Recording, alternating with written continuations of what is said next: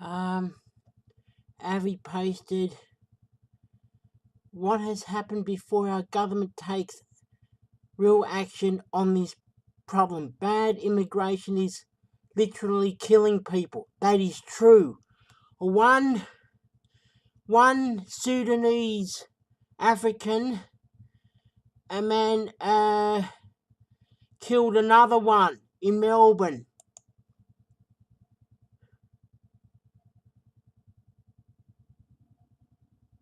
Melbourne is such an unsafe place, and I would never travel there, and I don't care what the Victorian state government says. So 19-year-old African man is accused of murdering his 20-year-old friend in Melbourne. So, bloody scumbags.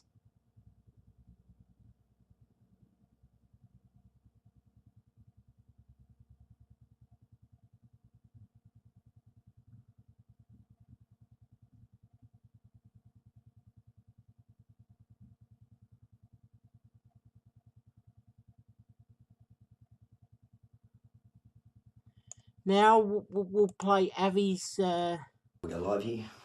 All right, we're live. Let us know when you're here. Give it a second. You can share it around. I'll give it a few moments because I can see nobody's on yet. What I'll do is actually, we'll play what this lady says. Hours after allegedly gunning down his childhood friend on a Springvale street, Pagir Pan is driven into court charged with murder. Accused of killing friend Winnis Arpet, delivering a single gunshot to his chest from arm's length. The 20-year-old begged for help as he bled out on the footpath in front of a crowd before midnight last night, shot in the laneway behind a Springvale Road shisha cafe where he'd been socialising. It's alleged this CCTV shows Pan carrying a small bag behind the cafe just before the attack. 1 or 2 minutes later, we heard a gunshot. It was not loud. I saw a guy on the ground lying there bleeding and a lot of people looking really scared. It's understood a feud over a stolen car may have led to the shooting. The victim has been pursing it up all night, saying that he heard that he was going to get shot up. As forensic police analysed the large and bloody crime scene, homicide detectives swooped on a Dandenong home 10 kilometres away, arresting 19-year-old Pan in front of his parents. SES crews spent the afternoon conducting line searches here in Keating Crescent in Dandenong, where it's believed a weapon or other evidence may have been dumped. But that search came up empty. Detectives are yet to find the weapon as senior police try to allay fears about the 5th Melbourne shooting in 10 days. On any standard, Melbourne is a safe city. So by global comparisons, we are a safe city. We don't want to see guns on our streets, there's no doubt that. Melbourne is an unsafe city, right? Stop lying. Stop lying, Melbourne Victorian government. Bloody dirtbags! They are dangerous, and we want to make sure that innocent people don't get caught up in any of these shootings. And Lana joins me now live. Lana, the accused has faced court. Well, his matter appeared, Pete, but Pagir Pan actually refused to come into the dock and face the magistrate this afternoon. His lawyer saying that was based on how he was feeling. Now, the 19-year-old did not make an application for bail, but he did request a custody nurse come and see him as soon as possible. He will spend another 2 nights at least in the remand centre here in Melbourne before reappearing here at the Melbourne Magistrates Court on Wednesday. Right. Now, the next part of this video is the full video from Avi.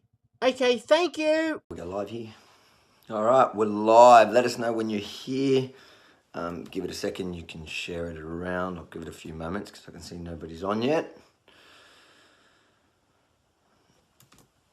Let me know when you're on, guys. We'll see. Wait a few minutes here.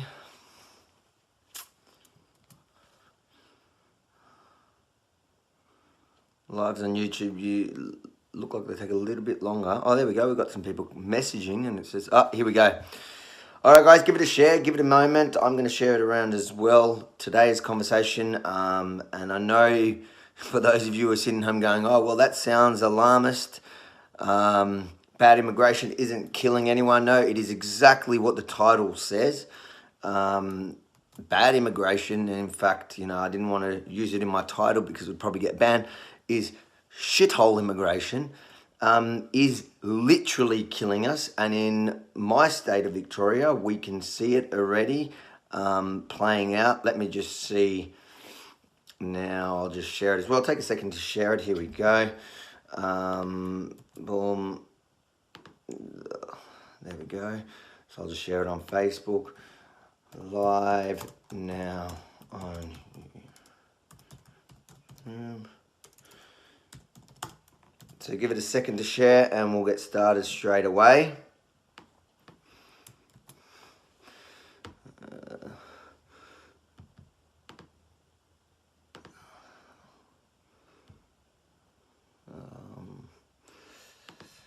Causes so many problems, this thing.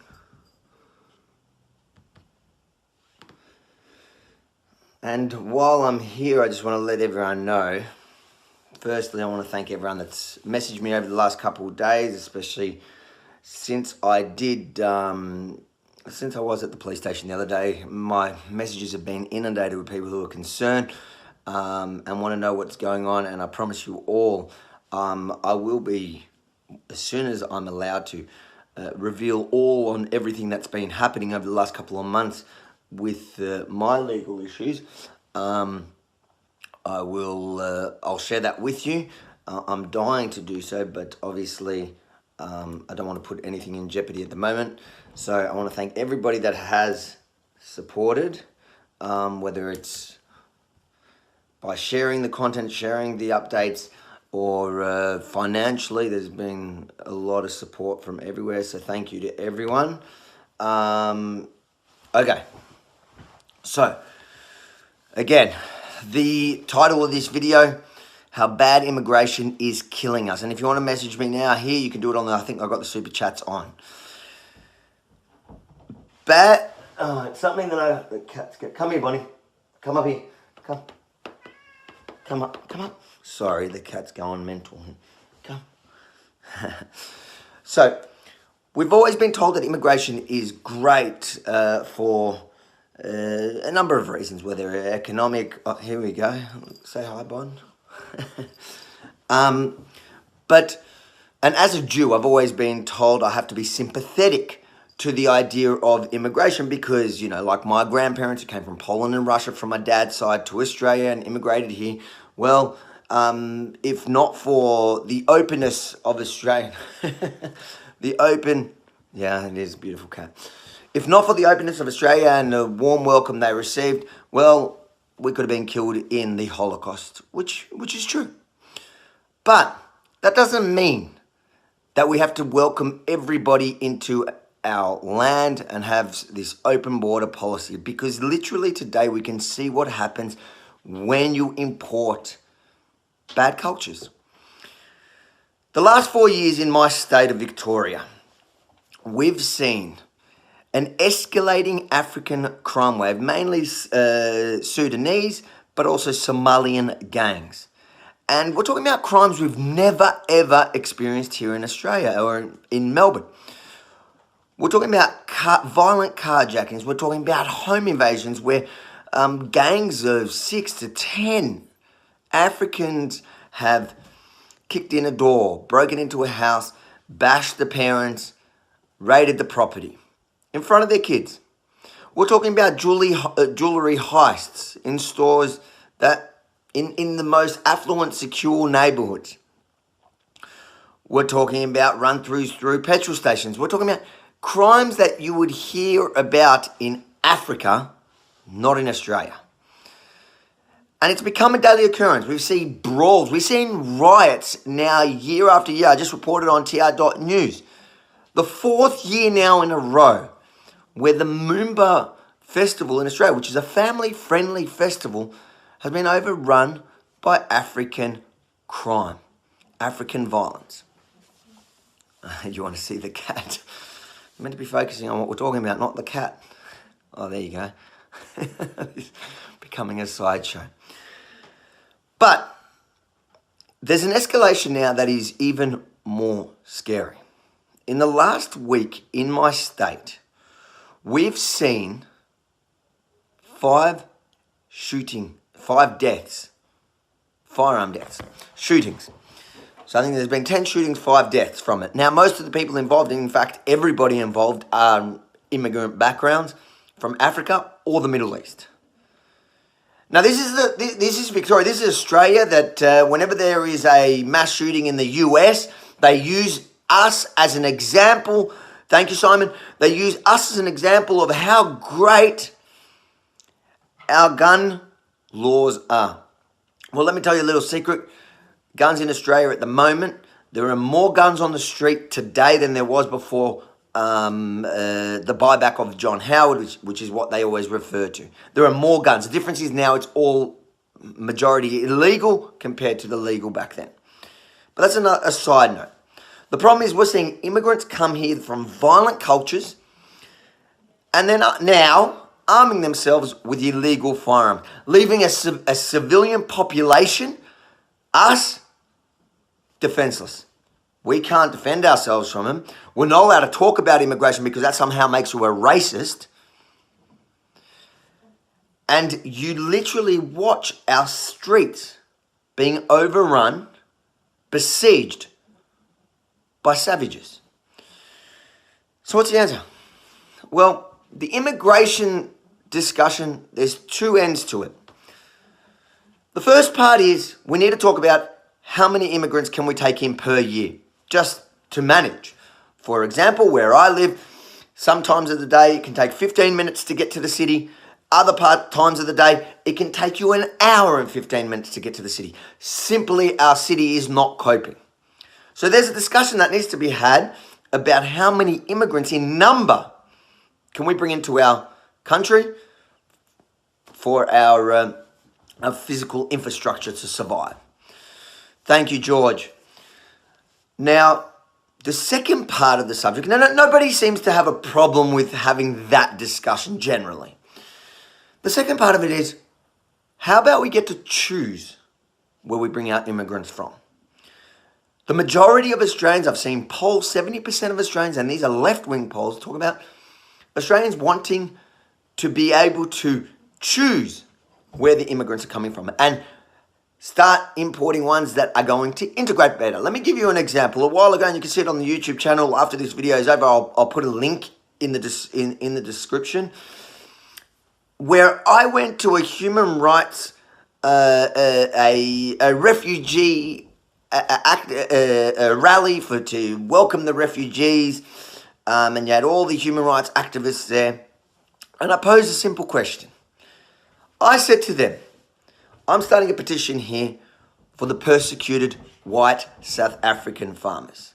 Are you willing to sign this petition to bring in these persecuted minority who are being raped, robbed, murdered, kids being boiled? Stories are horrific, just as horrific as some of those other ones you've heard. None of them wanted to sign it. Not one. Not one of the activists there wanted to sign it, and for the simple reason that they were white. This kind of identity politics is killing us. Because if you look at the statistics, what we're bringing in now is not working. These African and Middle Eastern immigrants, statistically, are killing us. Killing us. Their crime statistics are way up for those rooms. I know, for the cat. Thank you, Jack. Welfare. You're talking about these African refugees from the Sudanese refugees. No, that's all right. 80% of them after 5 years are still on welfare. So on no level is it working. Now, when I pose the idea, let's bring in the white South Africans, who statistically will integrate, share our values, have a very low crime rate. In fact, I believe theirs is even lower than the average Australian. None of them come on welfare. If you look at the South Africans we have here compared to the white South Africans that we have here already compared to the Africans with the immigration that we brought in, the humanitarian immigration, There is no comparison. So this should be a no-brainer. If we are bringing in, let's say, 20,000 humanitarian refugees every year, let's choose those that are going to integrate, those that are going to share and build our nation up instead of those who are ripping it down. But we're not allowed to. We're not allowed to talk about that. Even though the majority of Australians on every poll agrees. This week we've had 5 deaths on our streets between immigrants shooting each other.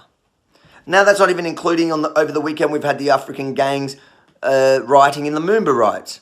Again, for the 4th year in a row. What is it going to take for our government to turn around and say, all right, let's have the conversation. Let's not name call. Let's just discuss the issue. Let's agree on the immigration intake, and then let's choose where we bring them from. Because some cultures just don't suit. And I think, like the Dalai Lama said, is instead of bringing them all here, help them in their own land. If you really care about the future of these people, you'll want to help them in their own countries and not bring them to us. I once had a conversation a while ago when I was actually on a date with a immigration lawyer who used to volunteer her time at the local humanitarian refugee immigrant law centre, whatever it was. And she said to me, Avi, let me put the question to you, because she found my views so disgraceful and heartless. She said, I want to tell you this, Avi. If you were standing at the border and you seen a Syrian family, with the burqa and, you can see that they're Islamic, identifiably Islamic, religious. Now, you're at the border and they said to you, and you had the final say of whether they came in or not. Now, you heard their stories and you know their story is true and it's horrific. And what the family have been through is the worst of the worst. Would you let them in? I looked at her, I said to her, listen, this is exactly my point. If you put me on that level and you put me at the gate, I'm not a heartless person. I will look at that family, I will see the pain, and obviously I will say, yes, let them in. But you know what you're doing in that moment? 2 things. 1, you're basing your immigration policy on your bleeding heart rather than your sensible brain. And 2, you're not helping them and you're not helping us. Because if you continue to import that, what they're escaping from, and don't forget, when you talk about all those Middle Eastern countries that are currently like Syria, Iraq, all those countries that are in civil war, they've been fighting each other for 1,400 years. They've been fighting us just as long. So the moment you start bringing that in, at a certain point, all you've done is import that culture and that violent mentality here and ruined our land. So not helping them, because what they've escaped to, they've just bought here and it's going to end up being here. Look at Europe, look at France, look at Germany. Look at anyone that's done that has applied that bleeding heart policy instead of using their brains. All that happens is you import that mentality and you ruin our country. So you haven't helped them, you haven't helped us. So instead, if you really want to help them in their land. And if you want to help us and you want to bring immigrants here, let's bring those that are going to integrate, that are going to give to our country, not take. And the problem is now, all we keep importing are those that are taking and ruining, destruction. And enough is enough. If you agree, share it around. Let me know your thoughts in the comments. People that want to super chat, you can super chat here. And I want to thank again everyone since my last live video outside the police station, where I did let a lot of you know that I am struggling with my own legal battles at the moment that I'm not allowed to talk about. And I've been inundated with support, both messages and people who are supporting me on Patreon and PayPal. If you have any questions or you want to support me somehow, you can email me teamyemini@gmail.com, TEAM Yemini, YEMINI @gmail.com. I'll get to them as soon as I can. But thank you, everyone, for all your support. And I think these conversations we need to have. I'm about to publish, and tr.news, check it out, guys, because I've been publishing now, and I'm building up, getting into the momentum of actually getting the news out there. I'll be publishing one on this exact story where we have Africans killing each other on our streets. Not only Africans, we had Middle Eastern people, 5 deaths in about a 25 kilometre radius to where I'm sitting right now. Immigrants shooting each other on Victorian, Melbourne streets. This is supposed to be the most livable city in the world. Well, if they keep importing what they've been importing the last 15 years, we're heading in the direction of the most shithole city in the world. Thanks, Bacon Grease. I like that one. All right, guys, I'm out. Thanks again for all the support. Share it around.